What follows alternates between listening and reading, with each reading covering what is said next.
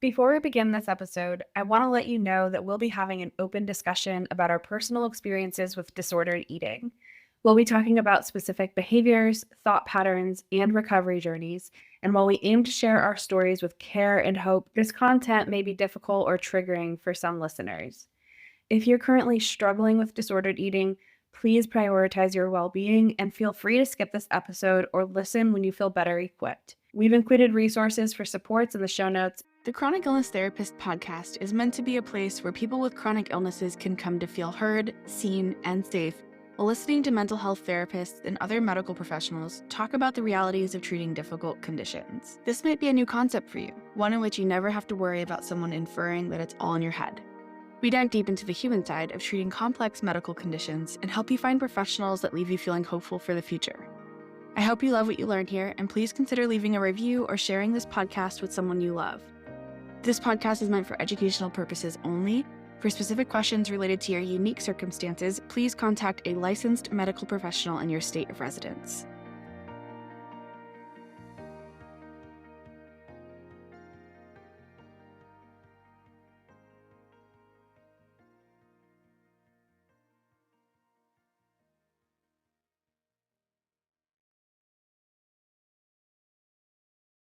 In this episode, you're going to hear a fun conversation with me and Victoria Rodriguez. Victoria was on my podcast before. She was on episode 19 back in 2022, and we talked about basically how school and our school systems just really aren't set up for kids with chronic illnesses. Things like as simple as having to use the bathroom a lot, especially when you have GI conditions and things like that. So that was a really great episode if you do want to go back and listen to that. Victoria and I have stayed in contact all these years, and we bring cases to each other and work together to make sure that we are providing our clients with the best clinical work that we can. I always really love when Victoria brings things into the consultation group, and I really always enjoy talking with her. So I thought I would actually start bringing her on for some more conversational style episodes, more like you're listening in on a conversation between the two of us rather than me interviewing her and basically putting out these kind of lecture style interviews. I'm still going to do my interview style podcasts, but I'm trying to do a few more solo ones per month and at least one a month, maybe more for now with Victoria. And today's conversation went exactly as I was hoping it would. It's just very light and fun, and you're going to hear how we've navigated things like food choices, even disordered eating. So there is a trigger warning in here. And our hope and goal with having this conversation is to show you kind of what it looks like in a very real and raw way rather than a clinical therapeutic kind of, here's how we treat eating disorders kind of way. This is not about treating eating disorders. It's not about diagnosing eating disorders. It's just about how hard food and food choices are for the everyday American, let alone people who are living with chronic diseases where food really can make or break our entire body. It can be really easy to get caught up in diet culture, even more so when you live with a chronic illness. So we talk about the intersection of that and our personal lived experiences in this episode. If you like this episode, please leave a review and let me know which episode in the review you've really appreciated the most. This helps me know what kind of episodes you like and to make more of them. I wish we had started recording the moment we got on camera because, like I said, this is why I asked Victoria to co-host with me, because we just can have a conversation that's like very easy to get into and to start. So we did kind of start having this conversation before I hit record, and I'm going to play the episode for you from exactly where I hit record. There was really no introduction to this episode needed. We just got right into it. Oh, and I wanted to tell you guys how much fun we had on January 11th with the Calm Your Pain, Come Home to Your Body workshop with Jason Tarian. He is such a great physical therapist, very kind, very compassionate. The way he started the workshop, it was you just have to see it and you have to hear it. It was incredibly validating. So if you've ever had a bad experience with PT and you need something reparative and restorative for those experiences, highly suggest giving that workshop a listen.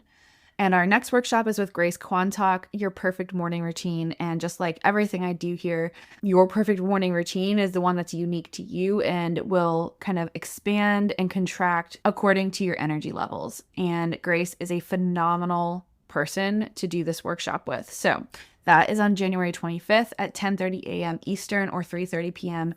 GMT. And if you are in the membership, that's free always. And if not, then the workshop is $17. But of course, if that is not feasible for you, we always offer pay what you can discount codes.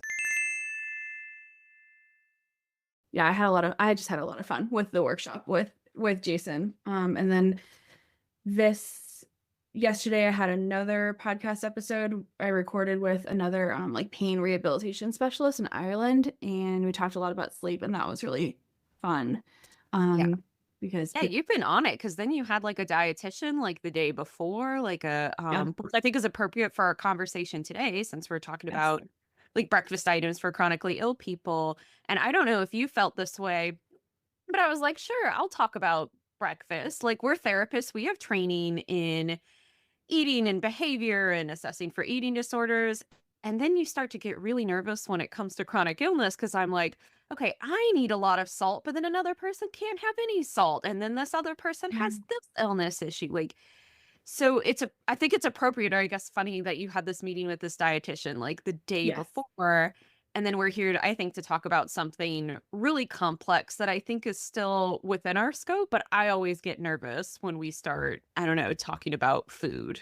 Yes. Well, it was really interesting because, yeah, so I interviewed her yesterday afternoon, and we were talking basically her method of how she helps people reintroduce food was exactly what I just kind of did intuitively like years ago. And I talk about this on the podcast, so I won't repeat it all here, but the gist of it is um basically I just started like I was tired of all the food rules. I was tired of like did one of those food sensitivity tests that told me I was sensitive to like literally every vegetable that I ate on a daily basis. So that I didn't eat vegetables for like 2 years. Mhm. Like legit. It was awful, and no one ever like warned me or taught me about like reintroduction. So that's what her big thing is like how to start to reintroduce foods. And yes, of course, based on specific conditions, there are specific diets that you might have to follow. But even within that, there's still a rigidity that people follow because they don't have the support. They Mhm. just are handed like a pamphlet in the doctor's office that says, this is your new diet. And like, it doesn't have to be that rigid or that way. And so she does a lot of that work with specifically around IBS, but yeah, learning to reintroduce foods that you thought you were never gonna be able to eat again. Mhm. Yeah, and I So think people get confused about what eating looks like at different stages. So IBS is a great example. So I have a lot of family members, but also like clients that deal with Crohn's. So there's like the yeah. different stages of that diet. And then I have another friend like myself who is hypermobile, and the only advice she received from her dietitian um, was to just eat like low inflammation foods. Oh my gosh. Um, that's so many foods. That's like every food. And Yeah. so I was really lucky. It's interesting how we both had very different experiences. And I'll talk about that when we get a little bit into like what I eat for breakfast. So that's kind of Yeah. my comfort level, is talking about how I make it work for my chronic illnesses. But I just got much more specific advice. I don't know if that's been your experience. Just like the more specific it can be, like even helps to get rid of those food rules in our heads, or helps They to make it less stressful. yeah, I think so. Well, I so say more about that, like the specificity of it, because to me, sometimes the specifics make me cling to a rule, and then I feel like I can't go outside of that, but maybe you're talking more about just the specifics and, like, educationally, you kind of learned more rather than, like, a specific rule. So for an example, I've had doctors say, well, just don't eat. It was so, I swear it was something like, don't eat carbs because Okay. it could cause a lot of inflammation. And then finally, the more specific we got in my diagnosis along like my journey, it was, well, you can't have anything with like refined folate in it, or you can't eat these specific foods that are maybe too low in folate. And that's naturally occurring and like might not be appropriate for you. And Gotcha. so I think that's something that runs in my head when it comes to food rules to prevent like too rigid of rules Yeah. is I have to remind myself they're not talking about you. Like if you see something online that's like you need to eat more of this food, you need to eat less of this food, I try to always remind myself they're not talking to you, Yes. right? Yes.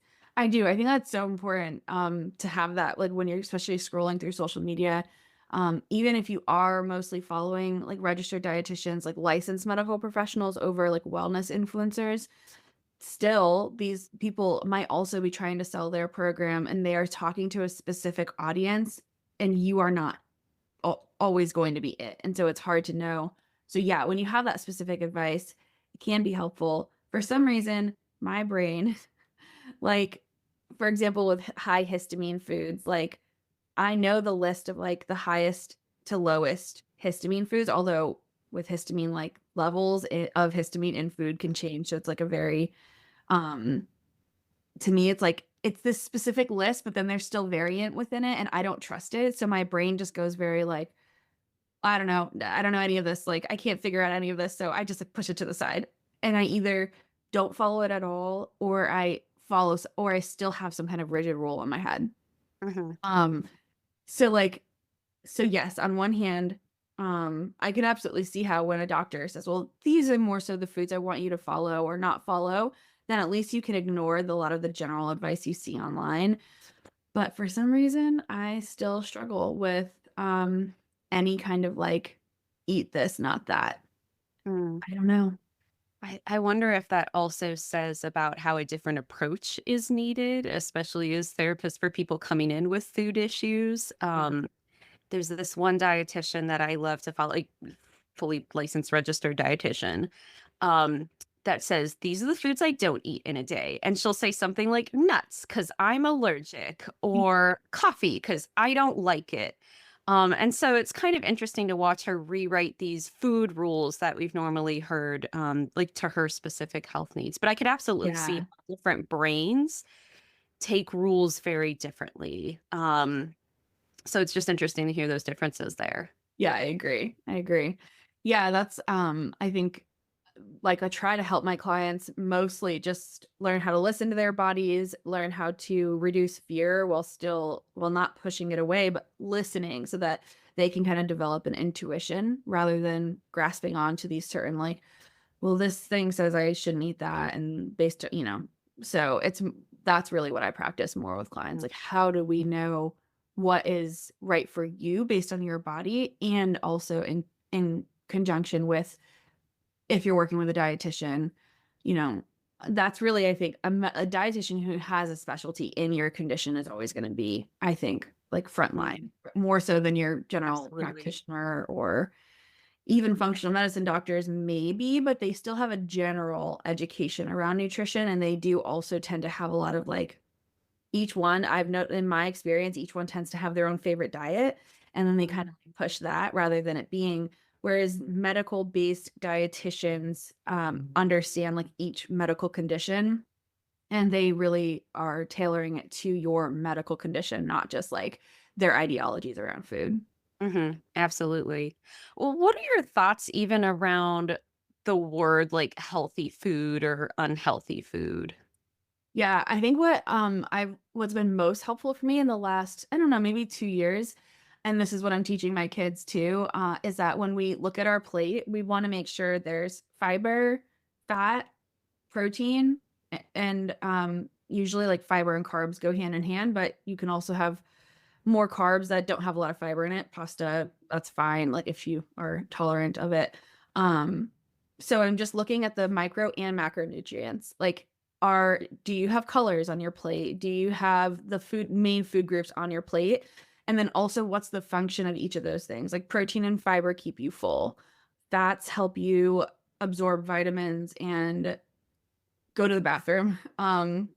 Things like that. So the education is more for me in my brain and how I can so it's the healthiness is not about what's right or wrong, like living carb free or like plant based or the health is about what your body needs. And I do think we all kind of have these different needs around.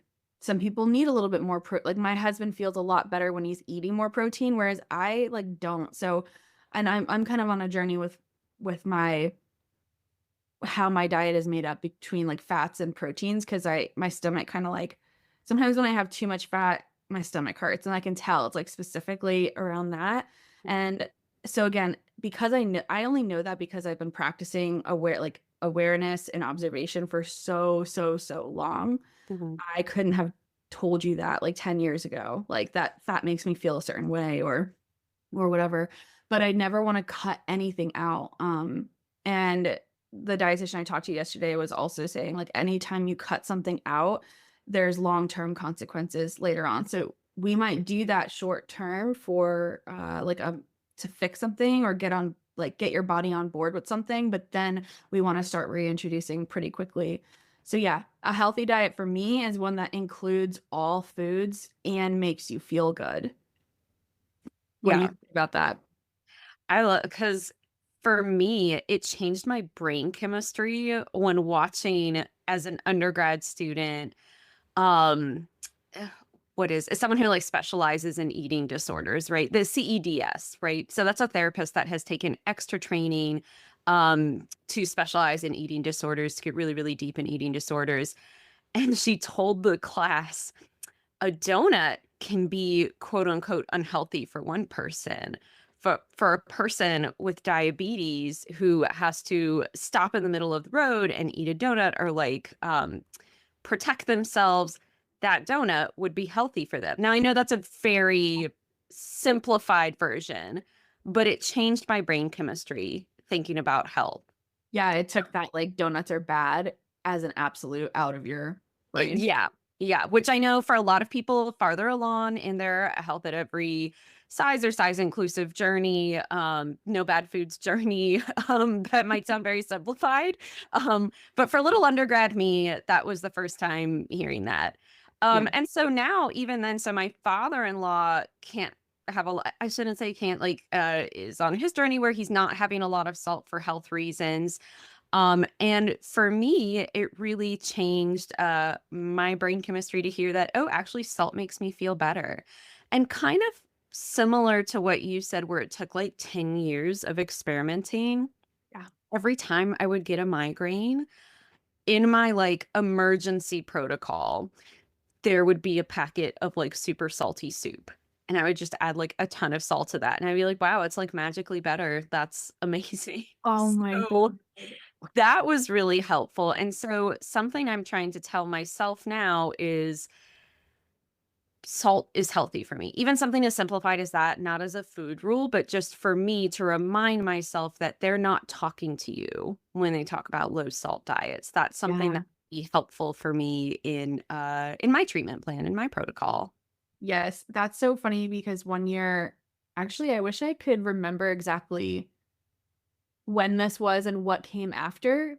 I definitely I went through a whole year of not eating salt. It was my New Year's resolution, and I didn't add salt to anything in my food. What was that like? Like, legitimately, what was that year like for you? It was I don't remember exactly what made me I think I just was looking for, again, like so I actually started off in a dietetics program in undergrad, and so I thought I wanted to go down that path, but it was a highly perfectionistic field, and I'm very, very easy to, like, get sucked into that, and so I Mhm, think it probably had something to do with something I learned, and I was like, "This no salt thing is something I can do, it's something I can control." It's something easy when other food rules seemed to be harder for me and I was binge eating. mhm. And so it felt like a way to control and like be healthy. So I did it. I did it for a whole year and I remember feeling really proud of myself. But it's interesting because yeah, I wonder how that did affect me. I can't even it's been so long. That was so long ago now. I can't remember what the following years were like, but that was definitely before I started having the majority of my health issues. And then when I finally got a diagnosis, it was because I was having these dizzy spells, which I now know to be POTS, and I barely have them anymore, but I do occasionally still like um experience that kind of like lightheaded, dizzy kind of feeling. But it was really, really bad. Like every time I sat up and every time I stood up or sat down, I would get really lightheaded. It was thought I was gonna faint, like, it was crazy, and I didn't have any language for it at the time, so I wonder if the no salt into low salt, like, affected that at all. That's not I'm saying hilarious, not in that sense. I only say that as another person who has had some pretty I think when you're coming in here, and I'm sure we'll put a warning in the, episode beforehand, when you go through a grad program and have to be super dedicated to studying and you're really into rules, sometimes it attracts a lot of people who are very good at following some not great food rules, and having some, disordered eating patterns, right? So I actually didn't last as long as you. So I went on a whole year where I was like, I'm not going to have any sugar. Um, and that's just not, oh, it's not sustainable. It's not a way to live. And talk about energy crashes. And kind of like what I said earlier, sometimes sugar can be a helpful source of immediate energy, right? But I think when we look at the field in general, it does tend to attract a lot of people who are really good at following rules, who love a rule. Um, and yeah, it can just be really dangerous. Not the healthiest combination. Yeah, I yeah. am curious, so like when having this conversation, what was your relationship like to breakfast? Yeah, so definitely was the kid in, like, high school where I didn't wanna eat breakfast ever. I now attribute that to probably undiagnosed ADHD. A lot of ADHDers don't like, I had that food aversion where it's like, the thought of any food, even a food I liked was like, I just couldn't even fathom it going down my throat. And then lunch was like a thing of fries and a big chocolate chip cookie, and then like, I was barely eating in high school. It was so crazy. Um, and I knew I went on this so breakfast specifically, like, I eventually found myself in the whole health and wellness, like, influencer world where then it was, like, intermittent fasting, and a lot of the rhetoric was around how breakfast was a made up thing by the Kellogg's company, and it really wasn't something we needed, and, like, it was just this big old ploy, and I fell hook, line, and sinker for all of that, and I was like, "Oh, well, great." Like, it was more of this pride in my ability to not eat calories, Mhm. and I did have these, like, this food aversion that helped kind of continue. It was like, "Well, it's uncomfortable to eat, and it's, calories are gonna make me fat." Like, that's let's just be honest, like, that's what was going through my head from growing up with growing up steeped in diet culture and then finding myself in that, like, wellness culture. Um, yeah, so breakfast was just it was this thing where I had one part of me always knew breakfast was the most important meal of the day, and the other part of me was like, "Well, it's uncomfortable, and it's probably a ploy anyway to, like, get us to eat Kellogg's." So Yeah. So I don't need to follow up because I have the exact same story. Like so little eating in high, and I had views aversions as well, food aversions as well as a neurodivergent person undiagnosed at that time. And I was like, great, I don't ever have to eat breakfast again because it hurts so bad. Like I just wow. remember having really big emotions at the thought of eating a croissant before school. Like Yeah. it would just mess up my mornings before school. um, Gosh, the things we went through in high school, like imagine taking a math test at 7 a.m. and then worried about eating breakfast or not in the morning. Yeah. And yeah, that's so similar or familiar what you said about how simultaneously I could hold both in my head of breakfast is the most important meal of the day. Ugh, but that's like extra calories. So if you skip it, that's like more calories you can save for dinner when you get home. Cause like lunch was gross at school Yeah. too. Um, Yep. and I know a long time ago that was actually one of our first podcasts that we recorded together about how the way school is set up really sets us up for some disordered eating because it tells Yeah. us like when we can eat, there's like limited choice in what we can eat. So yeah, I had a really complex relationship to breakfast. Kind of Yes. similar to what I'm hearing from you too. Absolutely, yeah, and I remember, like, feeling like I didn't eat breakfast, so the cookie I'm gonna eat up at lunch is okay. And then I would still feel so guilty about that, that then I would just bleed over into like, okay, well, I'm like barely gonna eat or not eat dinner at all. And I will definitely put a content warning at the beginning of this episode because this is really disordered eating stuff. And I didn't know it at the time. Like No. there was no part of me that was like, I have an eating disorder. This was like me thinking like, I'm good, I'm strong, I have willpower. Like, Mhm. I actually felt bad or like I had failed when I felt hungry.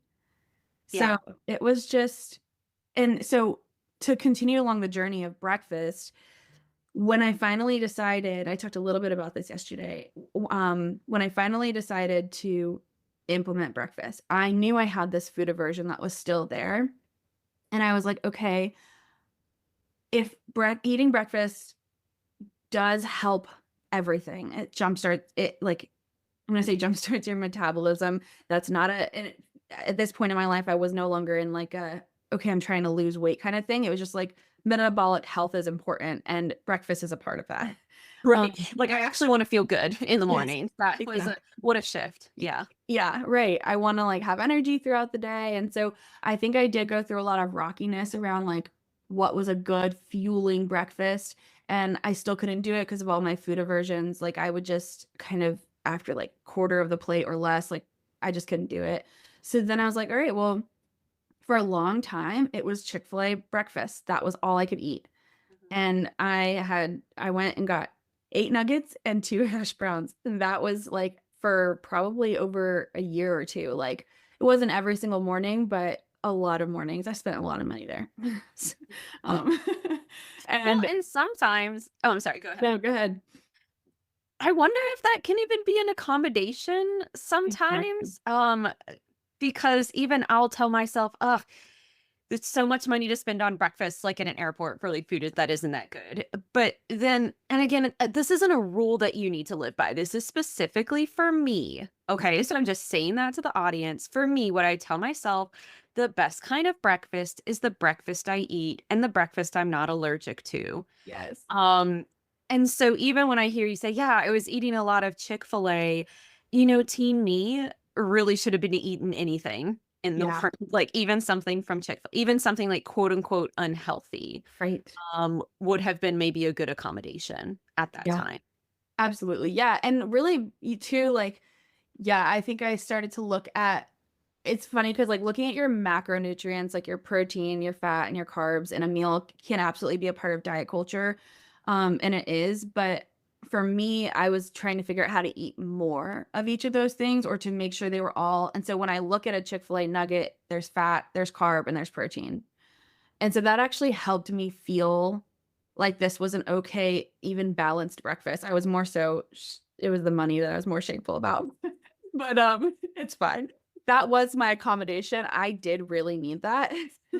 And Yeah. eventually, like, now, I mean, yeah, I really struggle with not just eating out because eating out means I know exactly what I'm getting, especially if it's like a fast food like Chick-fil-A, it's the same every time. Mhm. I'm not I spent a lot of time, mindfully, like, being aware to try to figure out what it was that was so appealing about it for me, Mhm. and it was knowing exactly how long it was gonna take to get it, also how I was gonna feel an hour, 2 hours, and 3 hours after it. I knew like, I didn't know this cognitively at the first, but again, as I spent time, like, being mindful, trying to figure out what the reason was, because I knew there was a reason I was so attracted to Mhm. just going there, even when I had time to make breakfast at home.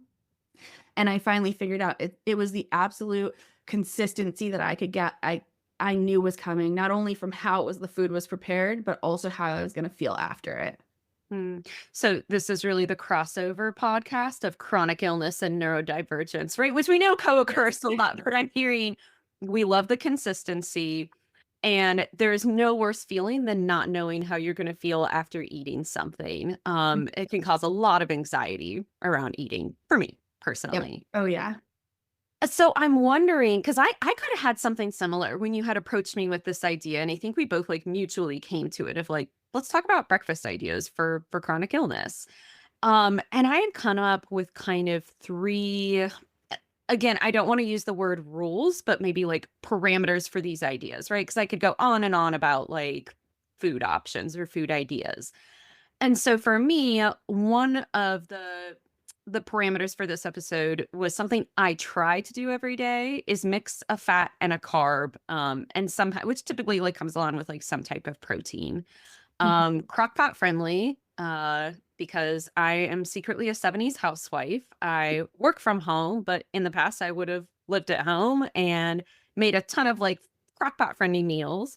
And then I have cheap just because I want to be able, it's for very selfish reasons. I want to be able to send this to like some of my college student clients Yeah. for some ideas, or like it just makes sure that that's not a barrier as well. But also for me, I'm trying not to eat out as often, or like trying to maybe cook more from home.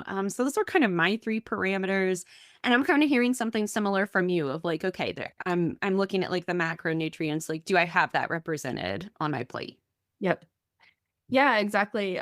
This past year, I kind of went through like a pasta kick where we were having pasta like, I don't know, 1 to 3 times a week. And again, that was just something that was like not allowed in my diet rules in the past because pasta was, and it's funny when my husband and I started dating, I mean, I still love, but like croissants was like my guilty pleasure. So it's funny that you mentioned that. 1000%. What a safe food. What a beautiful, safe food.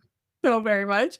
And it was funny because and I also liked scones, and he was like, "You just like tasteless carbs." And he was just joking, but that stuck with me so hard because carbs were demonized growing up and carbs made you fat and like blah blah blah. And so now I see carbs as energy, as fuel, and as something that keeps your brain going. That was something I learned in my dietetics program, but I was so steeped in diet culture, I still didn't believe it. It really wasn't until I heard it like over and over and over again through dietitians on social media that I was like, okay, my brain can accept this now. And so that's one of my biggest pieces of advice is to really curate your feed with people who are giving you like wholesome, um, like well-rounded, non-sensationalized information about food. There's a lot of people on there. Maybe I'll list who I follow in the show notes. Yeah, 100%. And also for me, in addition to that, surrounding myself with friends who were moving Yes. away from diet culture at the same time. I also want to add, as someone who is sponsored by Big Croissant, by Big Pastry, that we also eat not not just to fuel our bodies. And again, this is not a Yes. food rule, this is just how I live. I eat for fun, for texture, to stim. I eat foods that are a part of my culture to feel connected.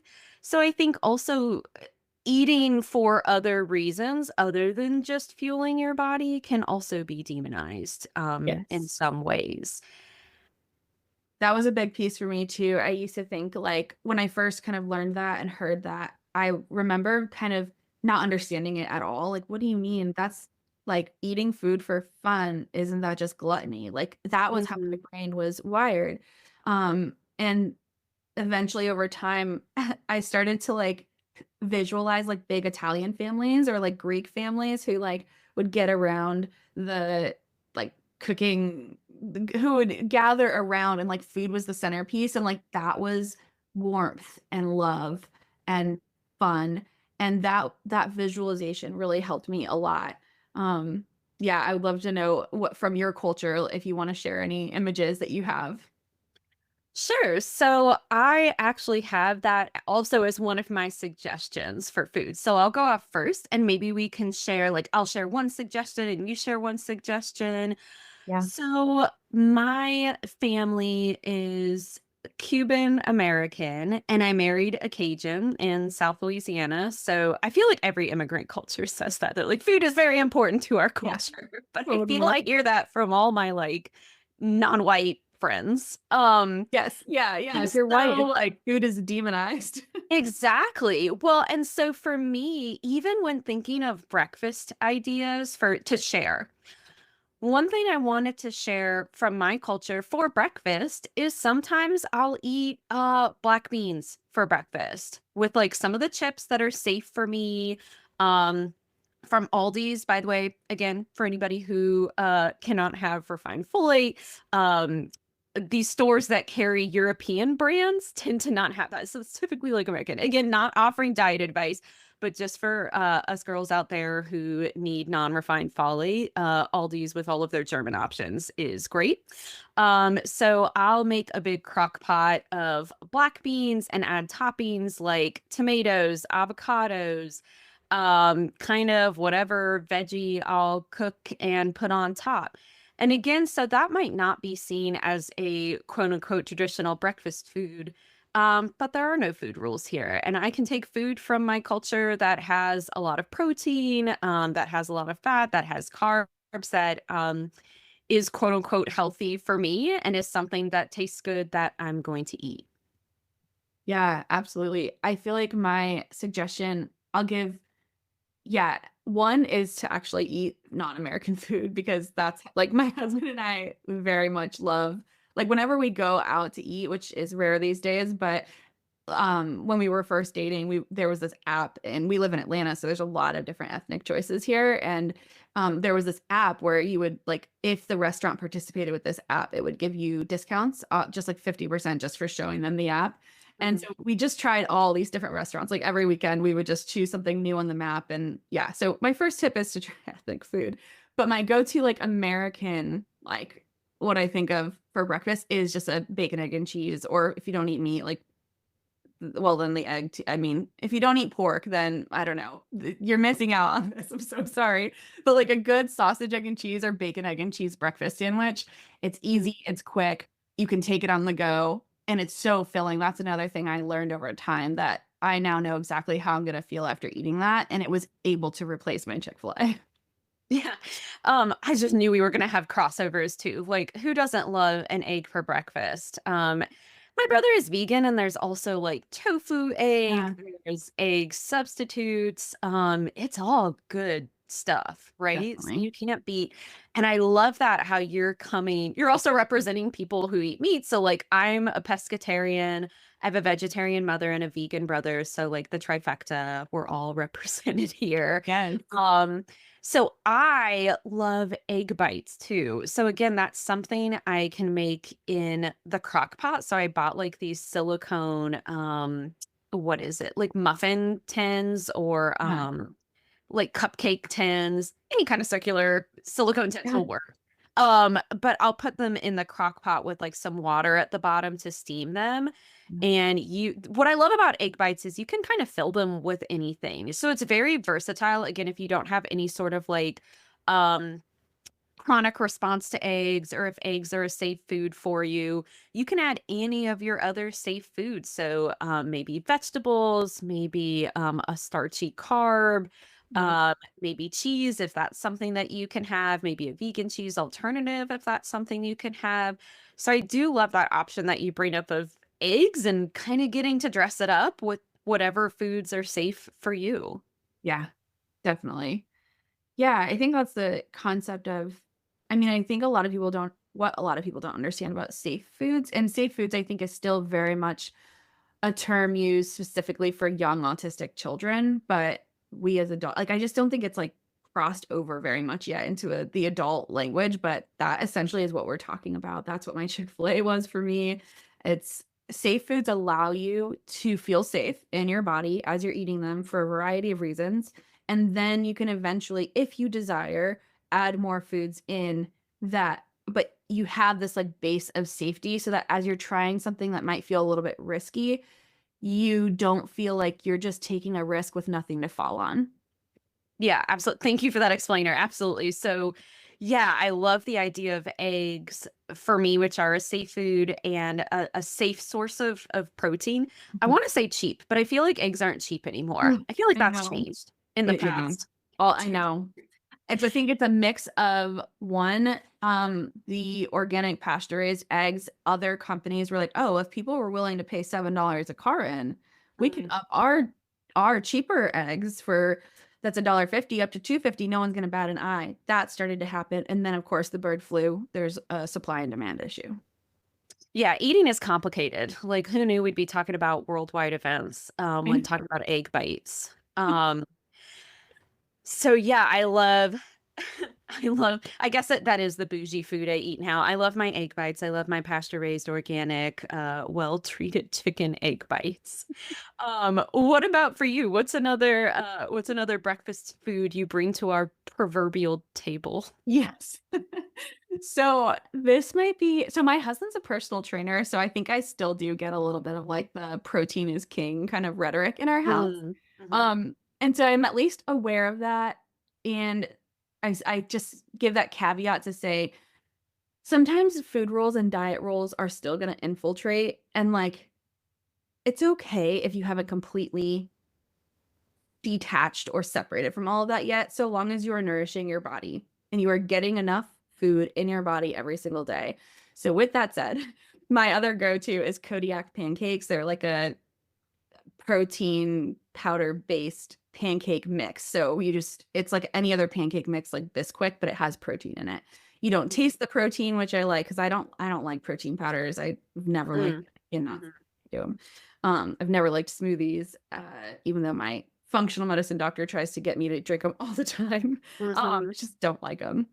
But these protein pancakes, the way I see it is like when I would rather not eat breakfast at all, this is something that is a pancake, which for me is almost always easy to eat no matter what food aversion I'm having. And it also has protein in it. So hopefully that is making me feel fuller longer.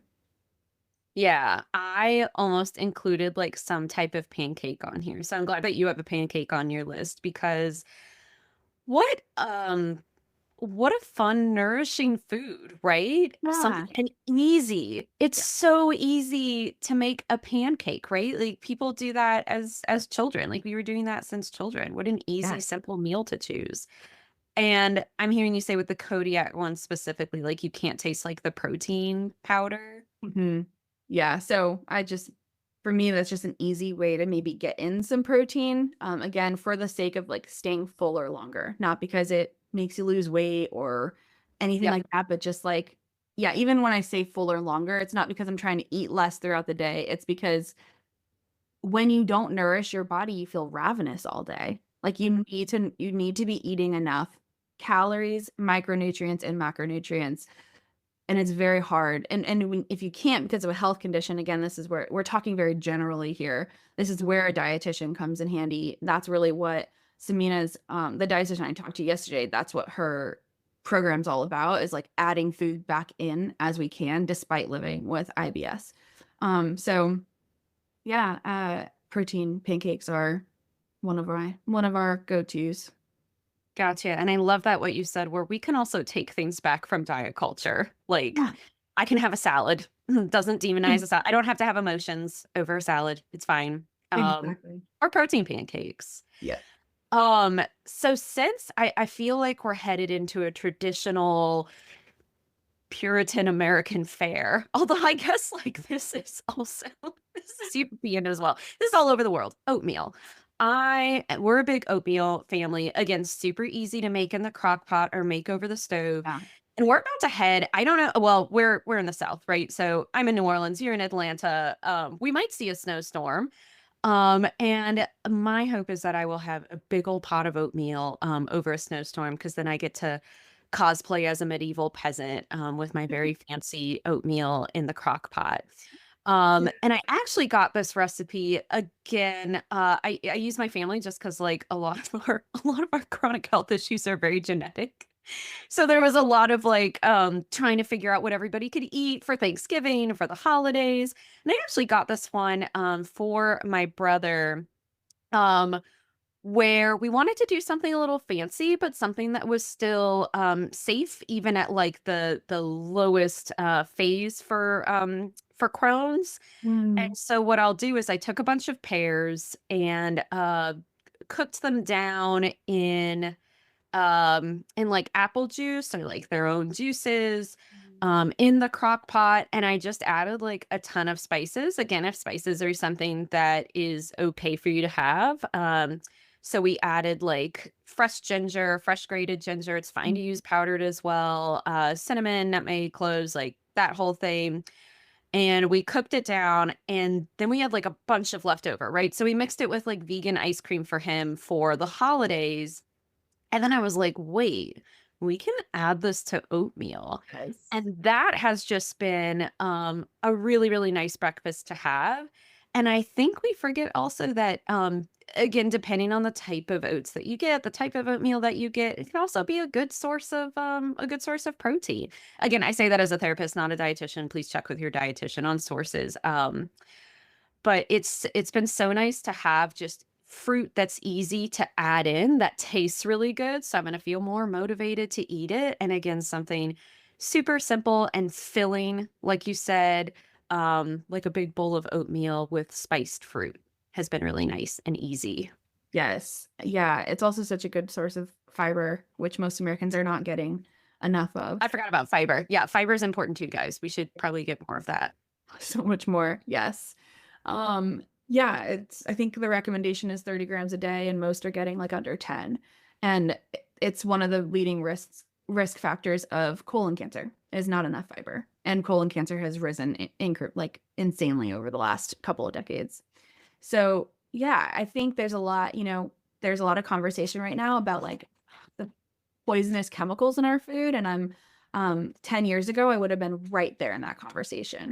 Mm, mhm, And now it's like, again, like, if you're not talking about getting enough fiber, getting enough fruits and vegetables, getting enough, sleep, getting enough, like, uh, not feeling like you're one paycheck away from not having your home anymore, like, you cannot start talking about Red 40, I'm sorry. Like, it's just mm. that comes way, way, way later. Um, so, yeah, that's the other I think right now we're gonna see a comeback of all these food rolls, based on, what's happening right now. Yeah, well, thank goodness we survived the 2000s, so I trust us to do it again. Exactly. Yeah. Yes. Um, I'm trying to think if there's another food that's safe for me or what we kind of go to. I really do love sourdough. I know that can be a little health and wellness thing, but I just love the taste of sourdough. I always have. And I feel fuller again after. I think it's because it has a higher protein. Someone double check this, but a protein content than other breads, but I just love like that sour flavor. Mm. And so sometimes I'll just have like two big slices of sourdough with cream cheese and that will keep me full for a couple hours. Um, yeah, I think again, like more so than I think it's so important to share these examples and also remember the idea of this is to figure out how your body feels with Mhm. each and every bite that you take. Not in a rigid like think about every bite you're taking and determine what it but I'm yeah, Oh, I'm sorry, go ahead. go ahead. Do you make your own sourdough? I'm sorry, that's, No. like, playing in the back of my mind. No. So No. not gee, wow, I don't how does she find the time? I've gotta step up my game. If Destiny can make her own bread, I there are no excuses anymore. So I No. love that. I love that accommodation, though, of, like, buying store-bought sourdough. Absolutely. I will say I had to search far and wide because I absolutely did not want to make my own sourdough. I wanted to when it first like in 2020 when it first like hit this kind of peak. And when I realized how much work it was going to be, I was like old Destiny would have been like that's fine, I can do that. I'm going to do it all. And then again, this is just as much a part of like eating breakfast and nourishing yourself is saying no to the things that don't really serve you. And making sourdough and kombucha, which I did used to do, is no longer in my priority list. I can't keep a plant alive, and I love the work that I do. So I'm going to buy my $10 sourdough every week or two, and I'm not going to make it. Yeah, absolutely. Well, and again, I think that speaks to we want this to be an affordable list, but also sometimes there's a chronic illness tax, right? Yeah. Like, I have to pay more for, like, imported pasta that doesn't have, like, added folate just because like, that doesn't work for my body. Yeah. And I was just having this conversation the other day with a friend where I was like, "I cannot believe I have to eat, like, the most expensive Italian pasta to be able to have pasta that works for my body." I could make it from home, but like you, I don't not gonna do that. For me, that does not work for me personally at this time. Exactly. Yes. Do you have a, like, reaction if you just eat it once, or is it more like over time it would bother you, or What is that like for you? I think over time, I don't want to speak to like any other person's experience Yeah, that's just for you. hypermobile or has this like genetic variant.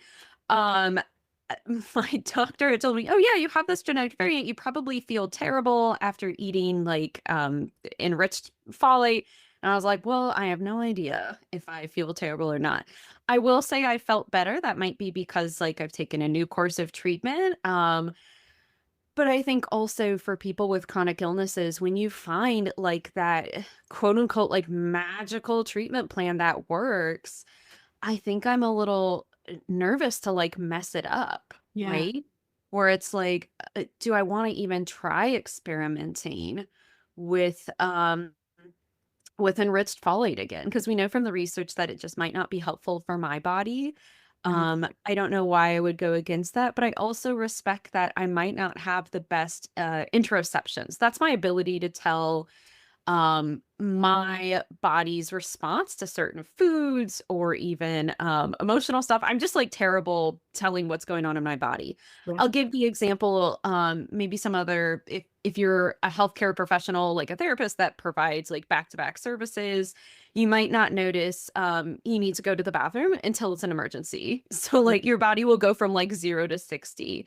And that's how I kind of feel when telling if a food is quote unquote healthy for me or not, or is maybe helpful. I'll use that Yeah. word, like, is this food Yeah. helpful for me or not?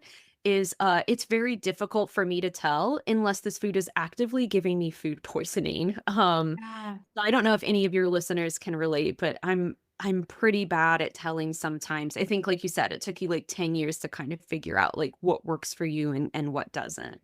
Yeah, I think that's really important to point out. I also think we were starting to talk about this on the podcast yesterday, but we didn't. You just like said that so perfectly. The going to the bathroom example.